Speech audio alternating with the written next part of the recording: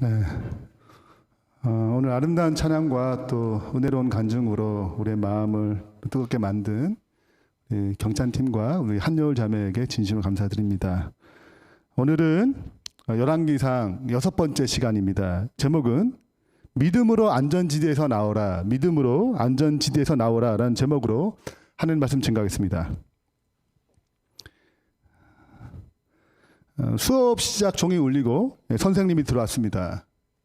수업을 막 시작하려고 했는데 선생님께서, 근데 한 학생이 손을 들었습니다. 선생님, 저 화장실 좀 다녀오겠습니다.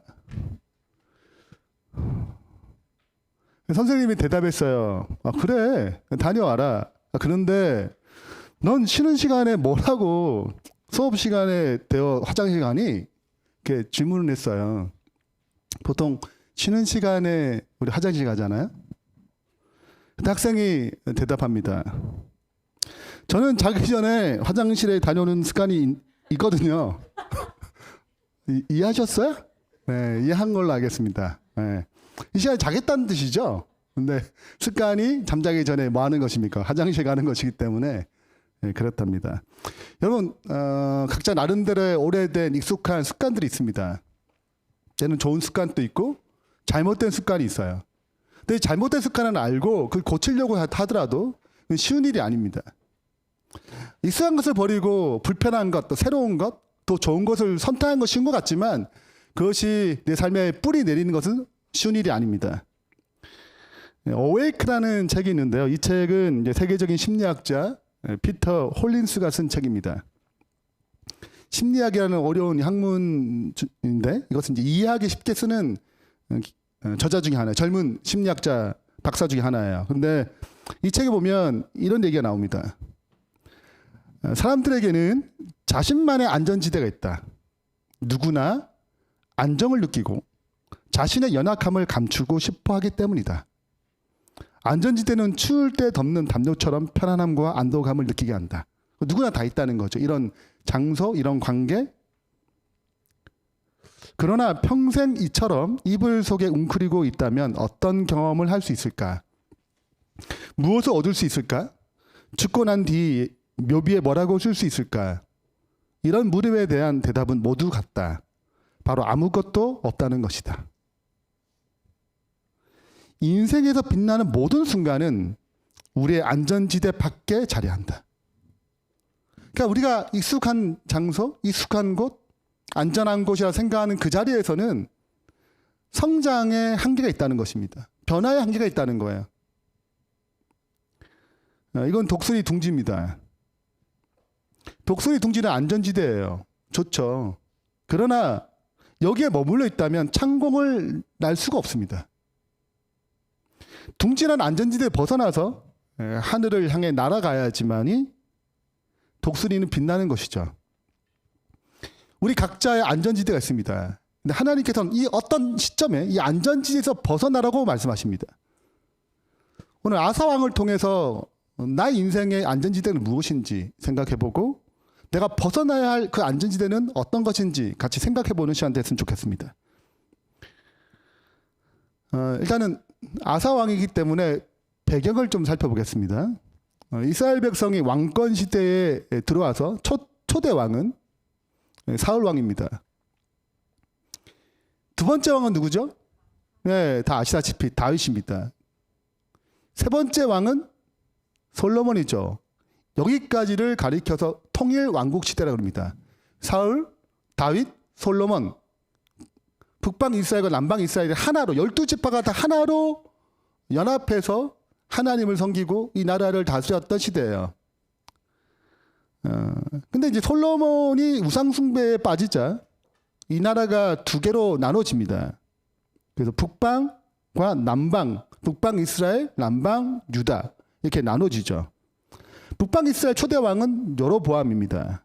그리고 남방 유다의 초대왕 르호보암입니다. 이것을 지난주에 우리 박유영 집사님께서 잘 설명해 주셨어요. 르호보암 다음에 두 번째 왕이 아비암이에요. 그리고 세 번째가 아사왕입니다. 오늘 다룰 내용은 아사왕의 이야기입니다. 그러나 아사까지 이 아사가 왕을 통치할 때에 그 할아버지 르호보암과 아버지 아비암의 이야기를 좀 알아야 돼요. 그래야지 아사의 왕의 이야기를 보다 쉽게 이해할 수 있습니다. 자, 르호보암부터 시작하겠습니다. 르호보암은 솔로몬의 아들이죠. 유다 왕이 됐습니다. 예루살렘에서 몇 년 동안 다스렸습니까? 17년 동안 다스렸습니다. 근데 22절에 보면 유다가 여호와의 보시기에 악을 행하되 그의 조상들이 행한 모든 일보다 뛰어나게 하여 그 범한 죄로 여호와를 노엽게 하였어요. 23절입니다. 이는 그들도 산 위에서와 모든 푸른 나무 아래 산당과 우상과 아세라상을 세웠습니다. 자, 르호보암은 초창기에 그래도 하나님 좀 섬긴 듯 보였지만 그 거의 전반에 걸쳐서 우상 숭배에 빠졌습니다. 그의 아들 아비암입니다. 아비암은 3년을 다스렸는데 3절에 보면 아비암이 그의 아버지가 이미 행한 모든 죄를 행하고 기록하고 있습니다. 그러니까 20년 가까이 솔로몬 때 시작해서 20년 가까이 르호보암, 아비암 이 집안 자체가 우상 숭배 집안이에요. 이때 누가 태어났냐면 아사가 태어났습니다.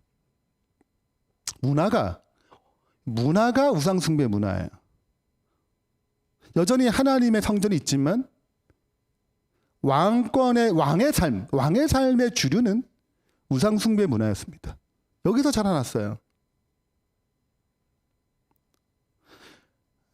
근데 아사가 왕이 되어서 이스라엘 여로보암 왕 제20년에 아사가 유다 왕이 되어 예루살렘에서 41년 동안 다스렸습니다. 41년이란 것은 이스라엘과 남방 유다의 전 왕들을 통틀어서 세 번째로 장기 집권한 왕이에요. 근데 이 아사가 문화 자체가 우상 숭배 문화잖아요. 그러나 그는 11절 이렇게 기록합니다.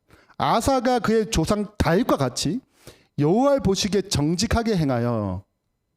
아사는 뭐라고 평가받았냐면 다윗 같은 왕이다라고 평가받았습니다. 12절에 보면 남색하는 자, 남색이란 자는 남색한 자는 동성연애를 얘기하는 것이 아니고 이방 신전에서 하는 성적인 행위를 주도하는 사람을 가리킵니다. 왜냐하면 이제 쾌락, 즐거움 이것이 굉장히 중요했고 전쟁이 자주 일어나고 이게 뭐 여러 가지 것들이 발달되지 않았기 때문에 위생이 이런 것들이 그래서 생명을 이렇게 하는 것들이 굉장히 발달됐어요. 그래서 성적인 타락이 굉장히 심했습니다. 그런 자를 쫓아내고 그의 조상들이 지은 모든 우상을 없애고 솔로몬 때부터 시작해 솔로몬, 르호보암, 아버지까지 그 우상을 처리했습니다. 또 그의 어머니 마아가, 이건 이제 할머니인데요, 실은요. 어머니라는 표현은 이제 같이 쓰는 언어입니다. 혐오스러운 아세라상을 만들었으므로 태우의 위를 패하고 그 우상을 찍어 기드온 시냇가에 불살랐으나 다만 산당은 없애지 아니하니라. 그러나 아사의 마음이 일평생 여호와 앞에 온전하였으며, 그러니까 전반에 걸쳐서 아사의 마음이 하나님 앞에 온전해졌다. 다윗 같은 삶을 살았다. 뭐 정직하게 행했다. 이런 평가를 받은 왕이에요. 여러분, 아사가 대대로 내려왔던 지금 이 우상 숭배 문화를 깨뜨리고 새로운 하나님을 섬기는 문화로 바꾸는 것은 쉬울까 어려울까요? 굉장히 어려운 것입니다. 이미 물들 때 물들었어요. 그랬으니 어떤 산당은 건들 수 없는 것입니다. 왜냐하면 이미 정치 세력과 너무 결탁됐기 때문에 그것을 하기에는 한계가 있는 것이 있습니다.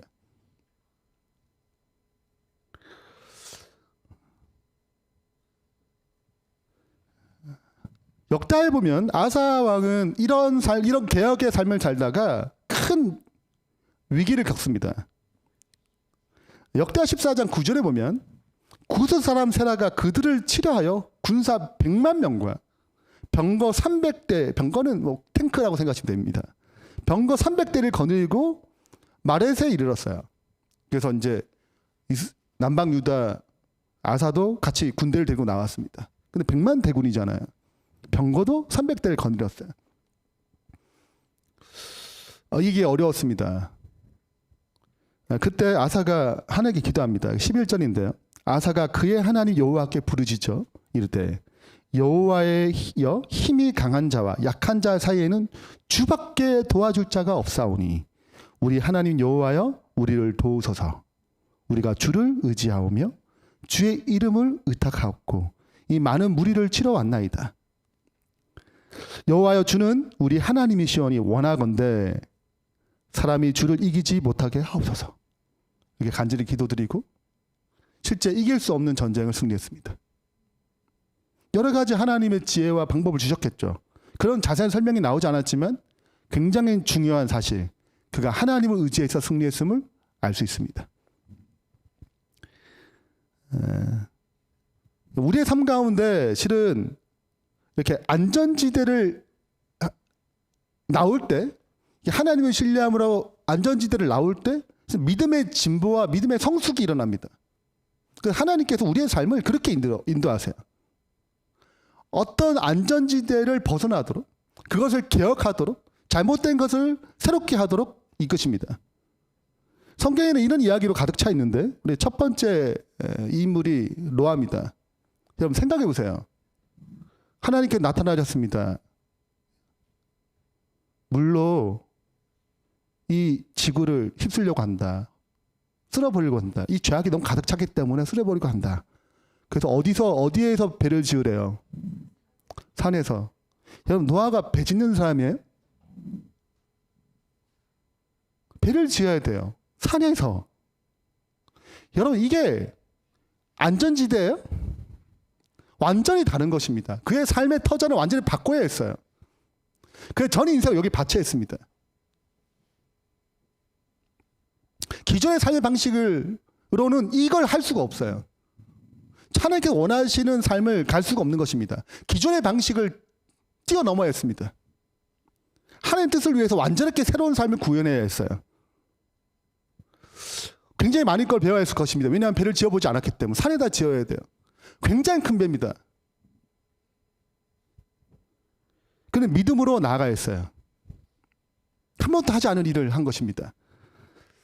일방적인 상식을 깨트려야 했어요. 그는 하나님께 이 일을 통하여 멸망하는 이 세상을 구원하고자 했습니다. 이것이 그분의 방식입니다. 마침내 노아는 이걸 통하여 구원을 받게 되죠. 이게 무슨 그림 같아요? 네, 너무 젊어가지고 잘 못 맞출 것 같은데 이게 아브라함 얘기입니다.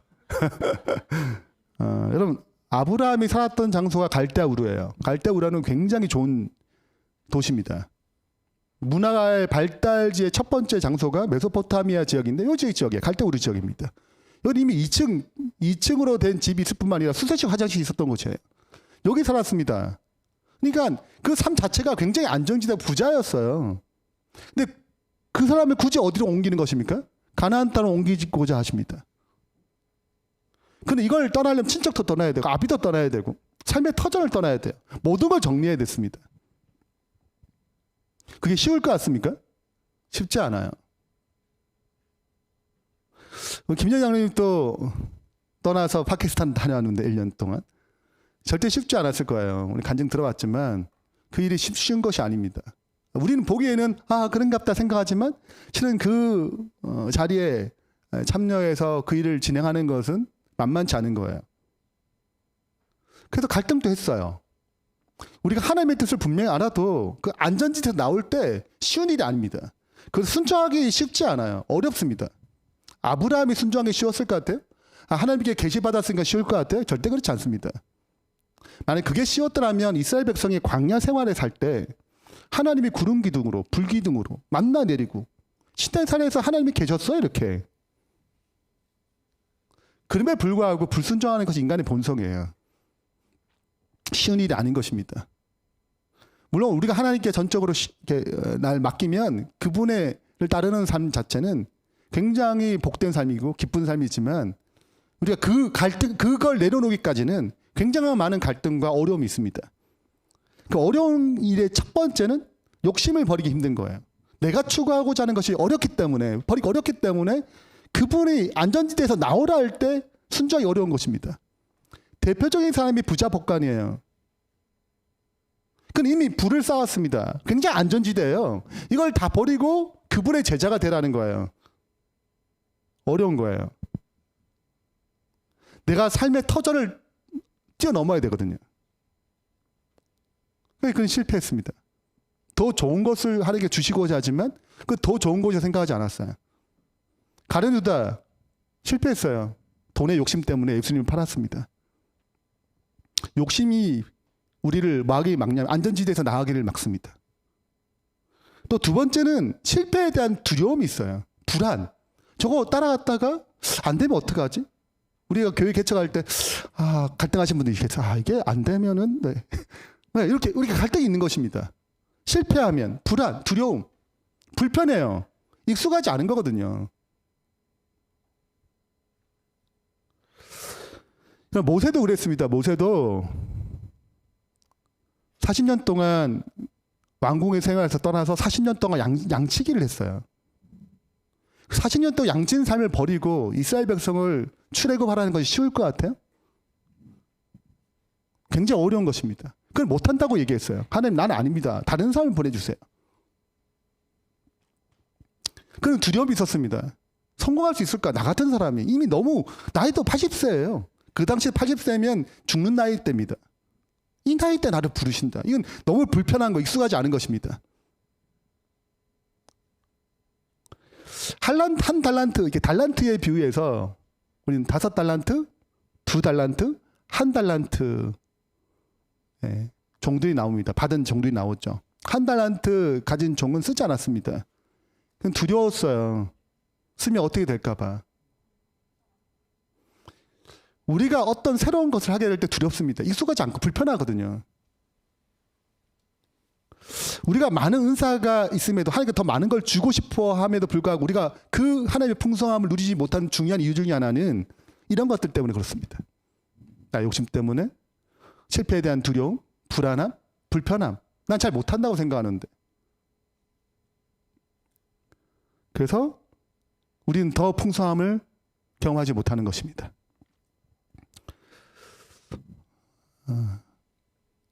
제 아들이 갈릴리 바다를 건너고 있을 때 태풍이 불었습니다.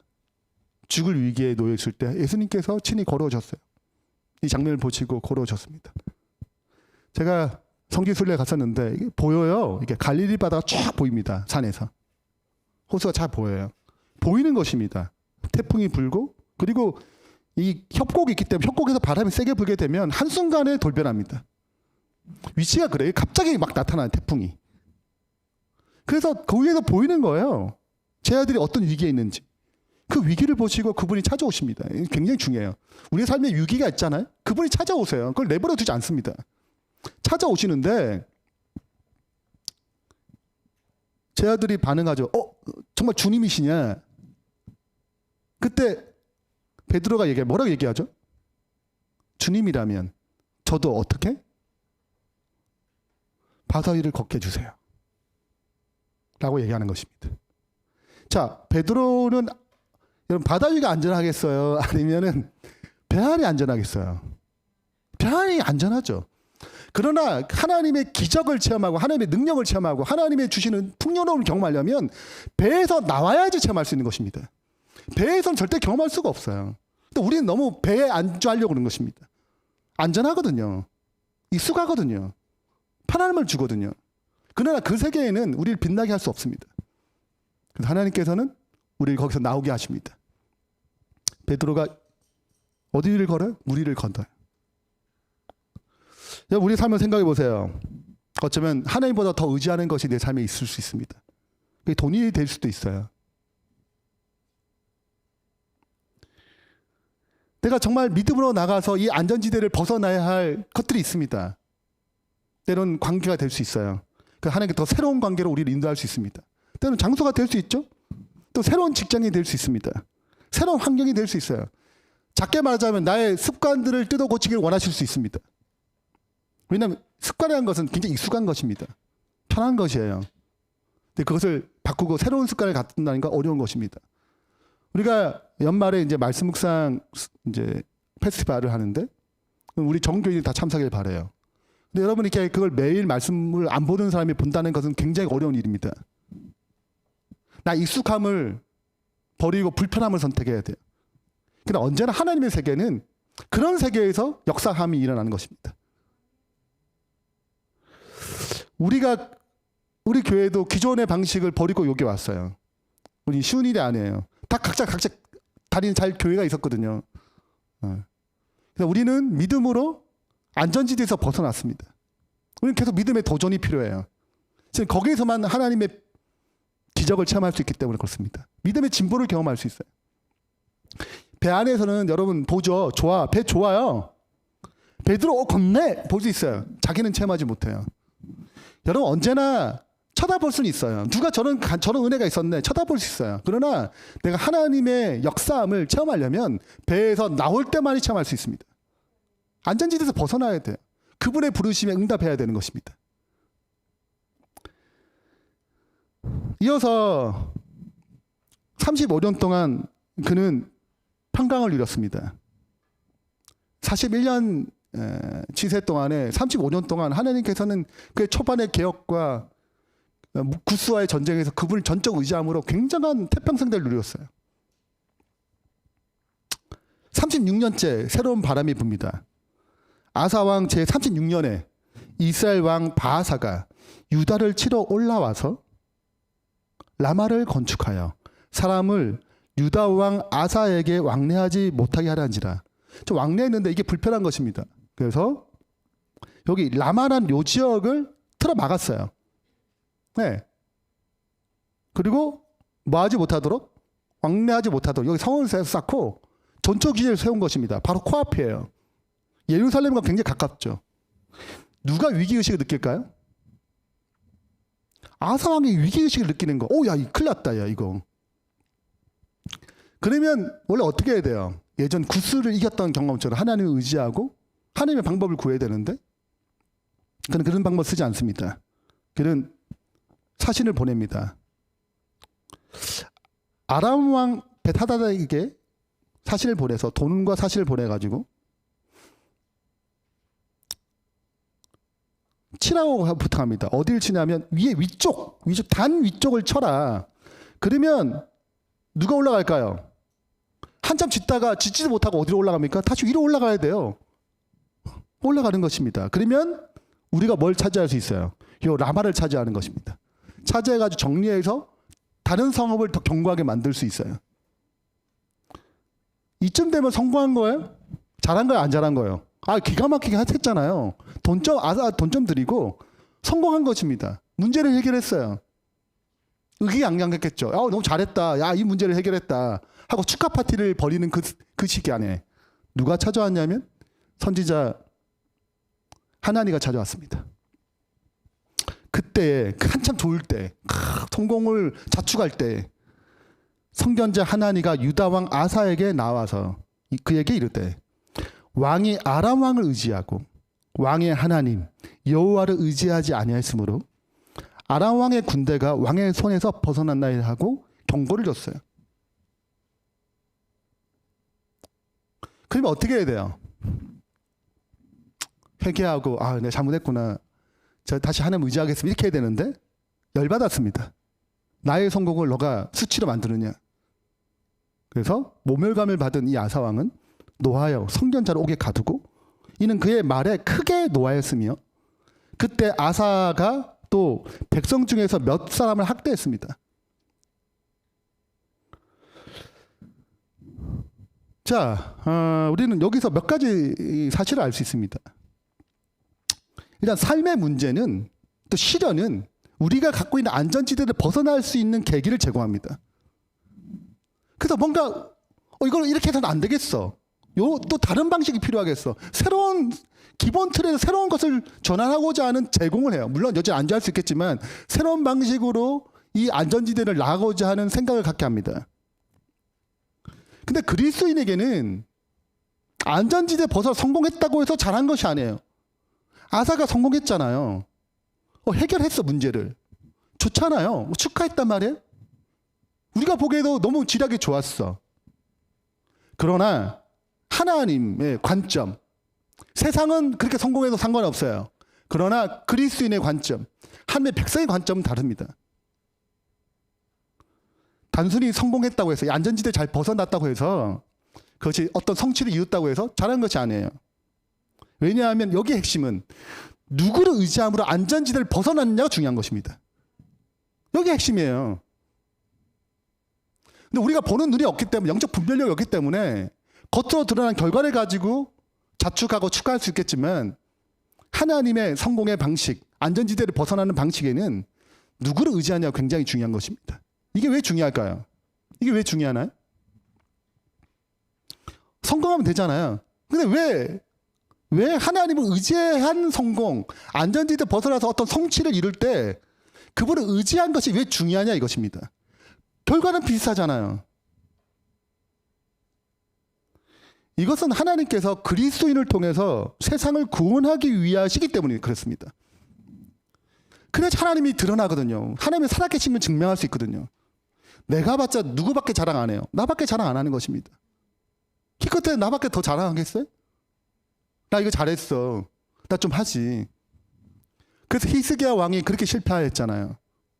하나님을 드러낼 대신 자기의 방법, 자기의 능력, 자기의 힘을 높임으로 실패했습니다. 우리도 그런 위험을 받을 수 있어요. 아사왕도 굉장히 신실했지만 그도 하나님을 끝까지 신뢰하지 못하고 자기의 방법, 자기의 능력, 자기의 지혜를 높였습니다. 오늘 주제곡인데요. 수많은 사람들이 주를 따르는데 자기 연약함을 가지고 따라요. 연약함이 없으면 주를 따르지 않습니다. 왜 따라요? 안 연약한데. 나 혼자 잘할 수 있는데 왜 따르겠어요? 그러니까 우리가 연약한 것은 그리스도를 따르는 굉장히 중요한 축복 중 하나입니다. 수많은 눈물의 시간 속에서 믿음으로 주를 보내. 내 앞에 놓여진 상황 속에서 이겨낼 힘조차 없을 때 연약한 나에게 힘겨운 이 길 믿음으로 나아가네. 이건 쉬운 일이 아니에요. 구수 100만 명을 이기는 거 쉬운 일이 아니에요. 개혁을 하는 거 쉬운 일이 아닙니다. 그러나 그것을 믿음으로 뭐할 때 하나님을 바라보고 하나님의 함께 하심을 바라보고 나아가게 될 때 마침내 누가 이루세요? 주의 말씀을 이루세요. 삶의 모든 문제가 힘겹게 하더라도 포기하지 않은 오늘 살아간 이유는 하나님 때문에요. 하나님 그것을 뭐 하실 거기 때문에 이루실 거기 때문에 그렇습니다. 이렇게 하게 되면 누굴 자랑하게 되면 그분을 자랑하게 되어 있어요. 하나님을 자랑하게 되어 있습니다. 문제는 늘 번영과 성공이 문제가 됩니다. 아사왕이 선지자에게 왜 분노했어요? 선지자인데. 왜 감옥에 가두었어요? 왜 사람을 학대했어요?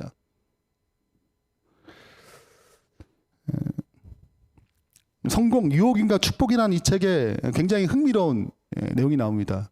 왜 성공이, 부가 왜 분노를 가지게 만드는가? 거기에 대해서 이렇게 설명해요. 부와 성공을 성취한 사람들은 은연 중에 자기 굳이 나는 아니야 뭐 이렇게 겸손한다 하더라도 운영 중에 스스로가 남들보다 더 가치 있고 대접받을 만한다고 생각하기 쉽고 인간으로 하여금 자신의 실제 가치를 훨씬 뛰어넘는 존귀함을 스스로 부여하도록 만듭니다.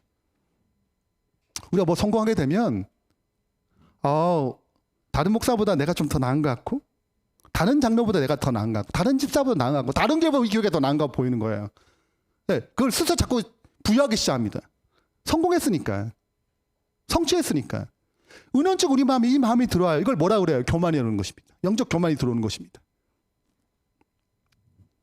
이렇게 부와 어떤 성공을 이루면 흔히 교만이 뒤따라오고 바로 뭐가 쫓아와요? 분노가 뒤쫓아와요. 왜냐하면 교만한 사람은 자기 비율을 건드리는 모든 것에 대해 조급하고 거만하며 난폭한 반응을 보이기 때문에 그렇습니다. 분노는 대표적으로 수치와 모멸감으로 찾아오는데 나타나는 거예요. 모멸당했다는 거죠. 내가 성공했는데 너가 나를 수치스럽게 만들었다는 거죠. 교만이 찾아온 것입니다. 우리가 안전지대에 벗어나서 성공하는 건 굉장히 좋아요. 빛난 건 굉장히 가치가 있습니다. 근데 은연중에 우리 마음에 뭐가 싹트기 시작해? 교만이 싹트기 시작합니다. 그래서 하나님을 의지하기 실패하고 나를 신뢰하기 시작해. 은연중에. 그리고 뭔가 나에게 뭔가 얘기할 때, 뭔가 내가 하는 어떤 성취에 대해서 뭐라고 얘기할 때 분노가 오릅니다. 그게 교만의 증거예요. 오늘 우리 삶 가운데 다시 한번 이런 유혹에부터 승리하길 바랍니다. 결론을 맺겠습니다.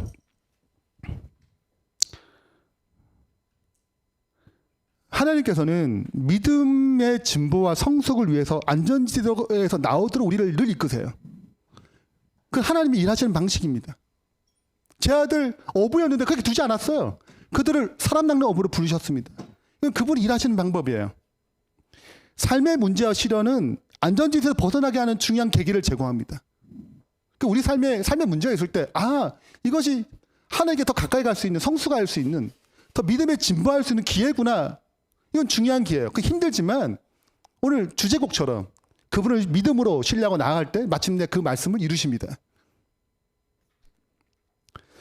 근데 이 순종할 때, 이게 안전지대로 나올 때 어려워요. 무엇이 막나요? 나의 욕심과 나의 야망이, 나의 정욕이, 실패에 대한 두려움, 불편, 탐, 불안, 이것들이 하나님 앞에 온전히 순종하기에 머뭇거리게 만듭니다. 이거 되겠어? 저거 하게 되면 힘들 거야. 나 불편해.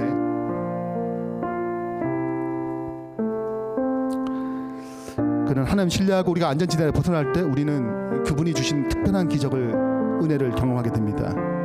그러나 이 안전지대를 벗어났다고 해서 다 성공했다고 해서 다 잘한 것이 아니에요.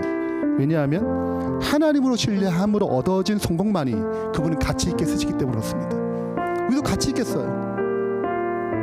그래서 하나님께서는 그리스도인을 통해서 세상이 구원받기 원하시기 때문에 그분의 지혜와 그분의 방법으로, 그분의 능력으로, 믿음으로 안전지대에서 나오기를 원하십니다. 이 초청에 우리도 믿음으로 반응하는 주의 백성 되길 바라면서 말씀 마치겠습니다.